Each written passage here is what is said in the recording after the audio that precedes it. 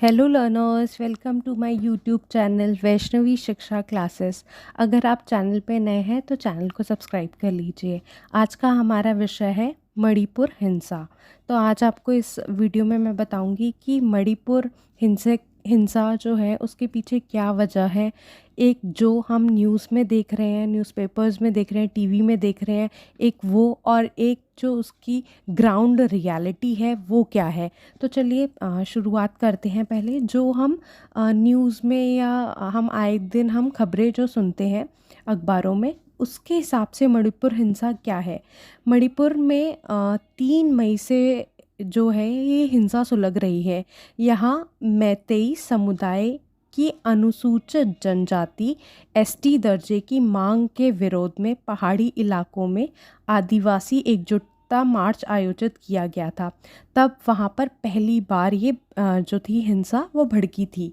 राज्य में मैतेई की संख्या लगभग 53% है और ज़्यादातर इम्फाल घाटी में रहते हैं, जबकि जो नागा और कुकी हैं वो 40% ही हैं और मुख्य रूप से पहाड़ी ज़िलों में रहते हैं। राजनीतिक आरोप प्रत्यारोप के बीच मणिपुर की जो मौजूदा हालात है, तो अगर हम इसके लिए ज़िम्मेदार किसको ठहराएं, ये जानना बेहद ज़रूरी है। खासकर तब जब कभी एक दूसरे के खिलाफ रहे नागा और कुकी एक हो गए और मिलकर मैतेई समुदाय के खिलाफ वो दोनों लड़ रहे हैं। और अगर बात करें हम राजनीति से, तो बीजेपी के सांसद और कैबिनेट मंत्री ने तो इसको बोल दिया कि इसके जो ये दंगे हो रहे हैं, जो वायलेंस हो रहा है, उसके लिए कांग्रेस सरकार जिम्मेदार है। लेकिन अगर हम इतिहास में जाकर देखें तो मैतेई राजाओं ने ही कुकी को मणिपुर की पहाड़ियों में बसाया था, जिससे कि नागाओं के हमले में एक ढाल की तरह काम कर सके। कहते हैं कि नागालैंड की इंसर्जेंसी को ख़त्म करने में कुकी का काफ़ी योगदान रहा था। कुकी समुदाय को अनुसूचित जनजाति का दर्जा मिला है, लेकिन जो मैतेई अनुसूचित जनजाति का दर्जा वो लोग मांग रहे हैं। नागा और कुकी का साफ मानना है कि सारी विकास की मलाई मूल निवासी मैतेई ले लेते हैं। कुकी ज़्यादातर म्यांमार से आए हैं। मणिपुर के चीफ मिनिस्टर ने मौजूदा हालात के लिए म्यांमार से घुसपैठ और अवैध हथियारों को जिम्मेदार ठहराया है। तो बहुत सारे रीज़न सब लोग दे रहे हैं कि इसके पीछे क्या क्या रीज़न हो सकते हैं, ये क्यों हो रहा है। करीब 200 सालों से कुकी को स्टेट का संरक्षण मिला हुआ है। कई इतिहासकारों का भी मानना है कि अंग्रेज़ नागाओं के खिलाफ कुकी को लाए थे। नागा अंग्रेज़ों पर हमला करते तो उसका बचाव यही कुकी करते थे। बाद में अधिकतर ने ईसाई धर्म स्वीकार कर लिया, जिसका फ़ायदा मिला और इनको एसटी स्टेटस भी मिल गया। जवाहरलाल नेहरू यूनिवर्सिटी में एक special centre for the study of north east India में असिस्टेंट प्रोफेसर हैं। उन्होंने ये बताया है कि जो मणिपुर की जो हिंसा है, ये सिर्फ 2 ग्रुप का ही झगड़ा नहीं है, बल्कि ये कई समुदायों से भी बहुत गहरा जुड़ा हुआ है। ये कई दशकों से जुड़ी समस्या है, अभी तक सिर्फ ये सतह पर देखी जा रही है। तो अगर हम बाकी बात करें कि जो ये जनजातियां हैं, जो एसटी स्टेटस पर झगड़े की जो असल वजह है मैतेई और कुकी में, वो क्या है। मौजूदा झगड़े की वजह असल में जॉब और एजुकेशन में मिलने वाला रिजर्वेशन है। वहीं जनजाति की ज़मीन को सुरक्षा मिलती है जिसे कोई दूसरा खरीद नहीं सकता, और प्रिवेंशन ऑफ एट्रोसिटीज़ एक्ट के तहत मजबूत कानून कवच भी है।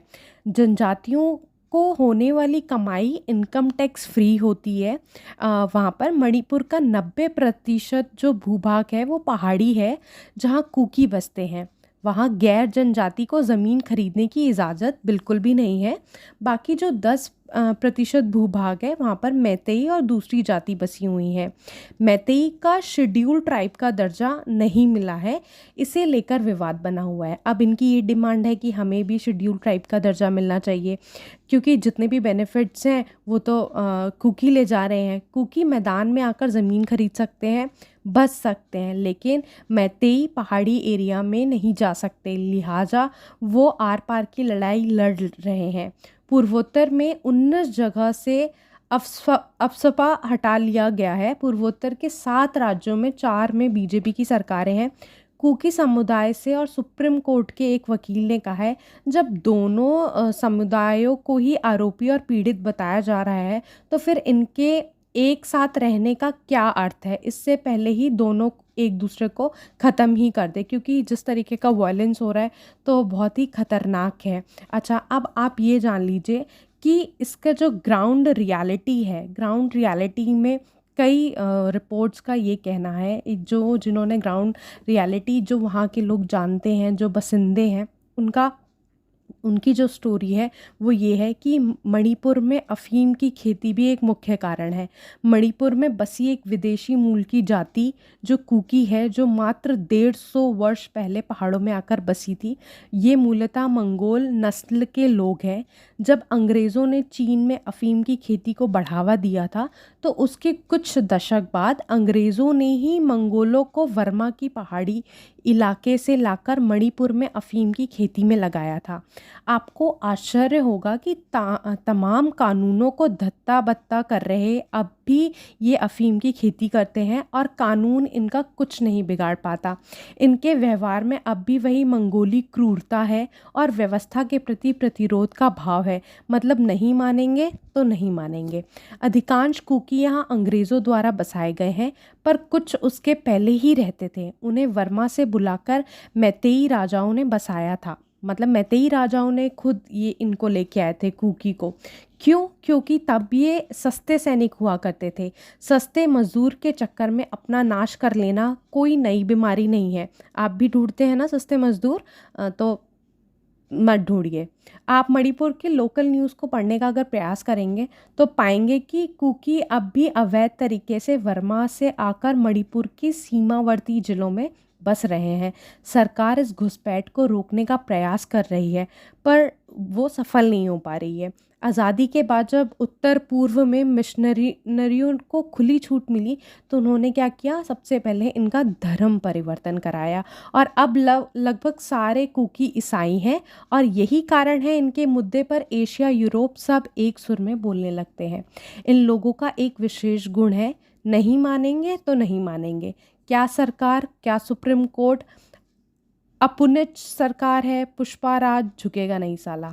सरकार कहती है अफ़ीम की खेती अवैध है, ये कहते हैं तो क्या हुआ, हम करेंगे। कोर्ट ने कहा मैतेई में अनुसूचित जाति के लोग हैं, ये कहते हैं कोर्ट कौन, हम कहते हैं कि वे अनुसूचित नहीं है। मतलब नहीं है, हम ही कोर्ट हैं।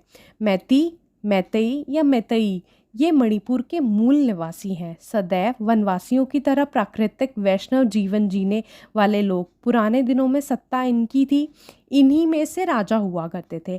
अब राज्य नहीं, ज़मीन भी नहीं है। मणिपुर की जनसंख्या में ये आधे से भी अधिक हैं, पर भूमि इनके पास 10% के आसपास है। उधर जो कुकियों की जनसंख्या है वो 30% है, पर ज़मीन उनके पास 90% है। 90% ज़मीन पर कब्जा रखने वाले कुकियों की मांग है 10% ज़मीन वाले मैतेई लोगों को जनजाति का दर्जा ना दिया जाए।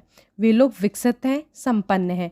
यदि अनुसूचित जनजाति का दर्जा दिया गया तो हमारा विकास नहीं होगा। मतलब उनको इनसिक्योरिटी हो गई है, हम लोग शोषित हैं, कुपोषित हैं। कितनी अच्छी बात है ना।